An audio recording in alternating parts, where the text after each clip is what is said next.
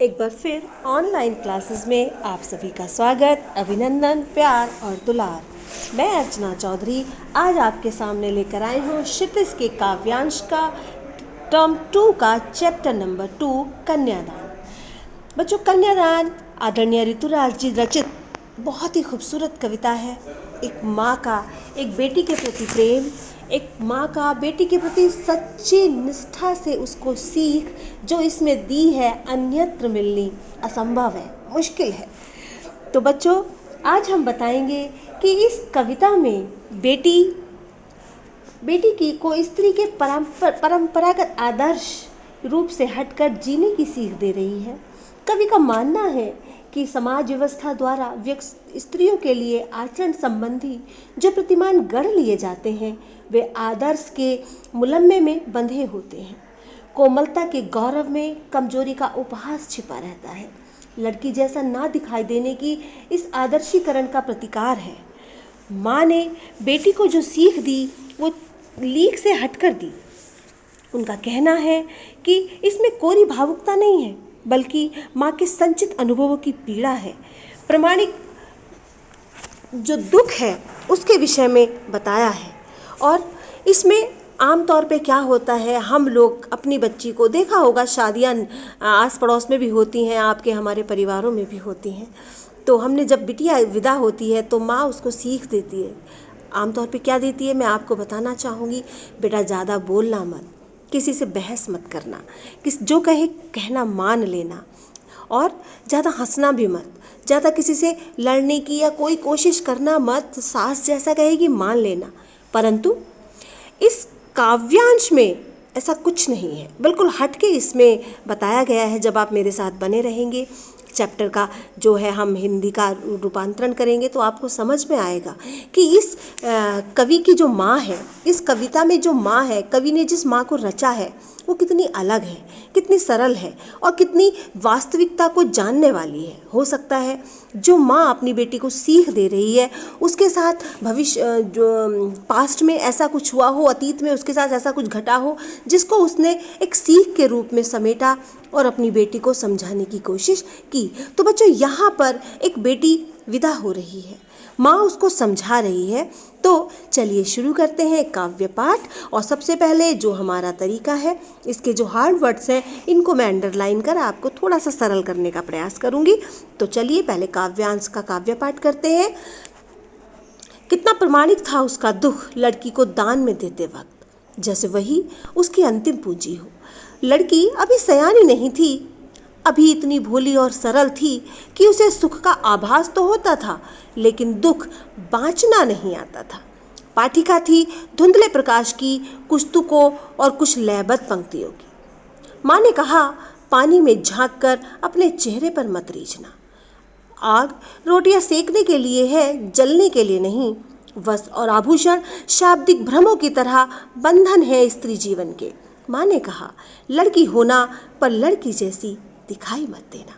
तो चलिए सबसे पहले शुरू करते हैं।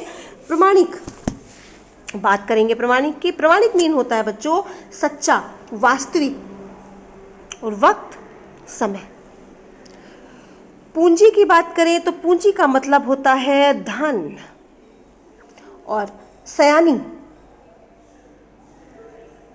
समझदार, आभास महसूस होना, अनुभव होना। बाँचना ठीक इसी के नीचे है।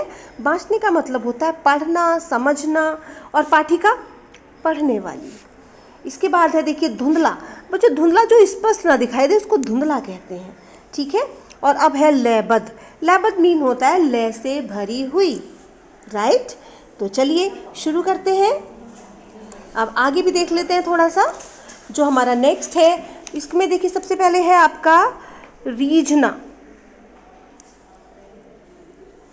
रीझना, रीझने का मतलब होता है बच्चों प्रसन्न होना। आभूषण, आभूषण का मतलब है गहने। और इसके बाद है बच्चों, कहाँ है, ये है ना शाब्दिक भ्रम, पास में ही है। शाब्दिक भ्रम का मतलब है शब्दों का फैलाया हुआ जाल। तो चलिए अब शुरू करते हैं अपना काव्यांश। तो शुरू करते हैं। कितना प्रमाणिक था उसका दुख लड़की को दान में देते वक्त, जैसे वही उसकी अंतिम पूंजी हो। तो बच्चों, इसमें क्या होता है, जो प्रस्तुत कविता है इसमें कन्यादान के समय माँ अपनी बेटी को स्त्री के परंपरागत आदर्श रूप से हटकर सीख दे रही है।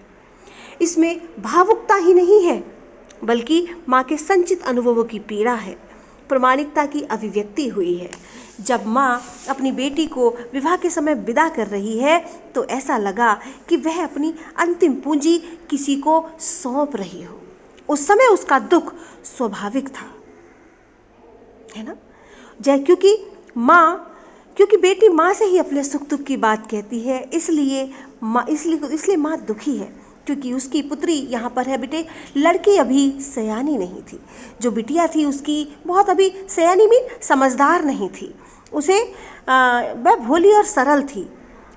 उसको क्या था बच्चों, संसार की चालाकी को समझने का ज्ञान नहीं था।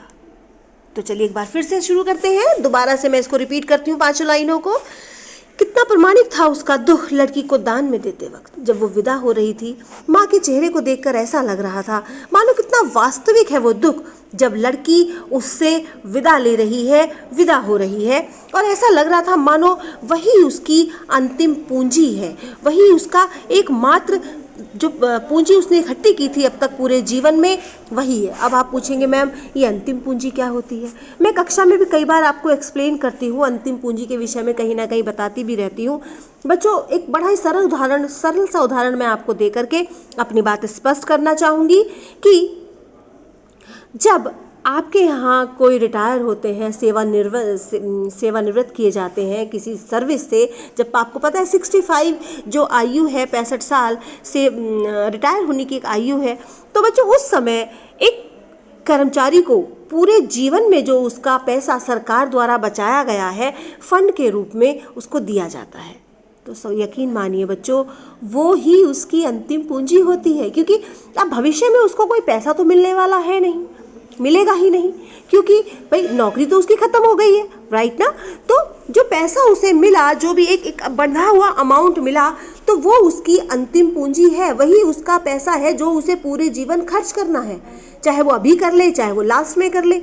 तो अंतिम पूंजी इसी तरीके से जो माँ है उसको अपनी जो बेटी है वो अंतिम पूंजी की तरह दिखाई दे रही है। फिर आगे कवि ने अपनी उसकी बिटिया की बारे में, उसकी विशेषताओं के बारे में बताया है कि लड़की अभी सयानी नहीं थी, मतलब लड़की बहुत बड़ी नहीं हुई थी, वह इतनी भोली और सरल थी, मतलब उसको दुख का आभास तो होता था लेकिन दुख बाँचना नहीं आता था। मतलब बच्चों उसको ये तो पता था, वह सुख की कल्पना तो कर सकती थी। कल्पना कैसे करती थी भाई? अब आप देखो घर में चहल पहल है, कपड़े आ रहे हैं, साड़ी आ रही हैं, गिफ्ट्स आ रहे हैं, यानी उसे लग रहा है उसके जीवन में बहुत सारा सुख आने वाला है, लेकिन सुख का आभास तो होता था लेकिन दुख बाँचना नहीं आता था। लिखा हुआ है देखिए बच्चों, बाँचना मतलब पढ़ना, यानी जीवन में जो अब परेशानियां उसके स्टार्ट होने वाली हैं, क्योंकि वैवाहिक जीवन एक जिम्मेदारी लेकर आता है, एक परेशानी भी लेकर आता है, तो उससे वो अनजान है, यानी जो उसे सामने दिख रहा है वो केवल उसी को वास्तविक मान रही है, और पर्दे के पीछे यानी जो भविष्य में अब होने वाला है वो उसके सामने अभी स्पष्ट नहीं है।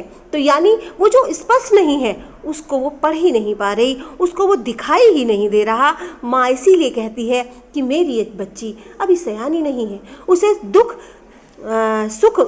उसे सुख का आभास तो होता है लेकिन दुख बाँचना नहीं आता है। पाठिका तीव्र धुंधले प्रकाश की कुछ तुकों और कुछ लयबद्ध पंक्तियों की कवि, इसमें जो कवि है वो क्या कहना चाहते हैं कि वह कुछ तुकों और कुछ लयबद्ध पंक्तियों किसको सरलता से, सहजता से पढ़ना तो जानती थी, अर्थात वो गंभीर भावों को जो जीवन में छुपे हुए हैं उनको पढ़ने में असमर्थ थी। यानी बेटी ससुराल के सहज सुख की कल्पना तो कर रही थी जो अस्पष्ट थी, परंतु वह उस जो कठिनाइयाँ ससुराल में आने वाली हैं उनसे बिल्कुल अपरिचित थी। यानी आप और हम सब ने देखा है आपकी मम्मी के लिए, अगर मम्मी से कभी बैठो, उनके पास उनसे बात करो, उनकी तकलीफ़ों को जानो, तो शादी के बाद जो विवाह उपरांत उन्होंने जो दुख सहन किए हैं, जो जिम्मेदारियां उठाई हैं, पूरा जीवन जो उनका इन समस्याओं को सुलझाने में लग गया है, उसकी तो शायद कल्पना भी नहीं की जा सकती। और जो सुख है, जो दिखाई दो, जो सबको दिखाई देता है, वो उस कन्या को भी दिखाई दे रहा है, उस बेटी को भी दिखाई दे रहा है, लेकिन जो आने वाली परेशानियां हैं वो किसी को भी नज़र नहीं आ रही हैं। तो चलिए आगे बढ़ते हैं। तो माँ जो उसे सीख देती है, अब बारी आती है उसकी कि माँ ने उससे सीख क्या दी, क्या बताया ऐसा जो हम सब ने कभी सुना ही नहीं, है ना। तो लीक से हटकर क्या उसकी माँ ने उसको सीख दी, उसके विषय में आज हम बात करेंगे। माँ ने कहा कि पानी में झांक कर अपने चेहरे पर मत रीझना। सामने दिखाई दे रहा है आपको कि माँ ने कहा कि पानी में झांक कर अपने चेहरे पर मत रीझना। उनका ये समझाना है, वो अपनी बेटी को ये बताना चाहती हैं कि जब तुम अपने आप को, अपने रूप को देखोगी तो उसे देख करके अपने सौंदर्य पर प्रसन्न मत होना। जब एक दुल्हन श्रृंगार करती है, तैयार होती है, यकीन मानिए बहुत खूबसूरत होती है, खूबसूरत लगती है। माता सीता का जो रूप है, ऐसा माना जाता है कि एक दुल्हन में आ जाता है। तो माँ ने कहा कि अपना जो चेहरा है, जब तू आभूषण पहन लेगी, गहने पहन लेगी, नई नई साड़ियाँ पहन लेगी, खूबसूरत लगेगी, तो शीशे में देखकर बस उस पर आकर्षित मत हो जाना, रीझ मत जाना कि मैं बस, मेरे जीवन का जो उद्देश्य है यही था और मुझे मिल गया, बात खत्म हो गई। ऐसा कुछ नहीं है। अपने चेहरे पर मत रीझना, यानी अपने चेहरे पर रीझना नहीं है।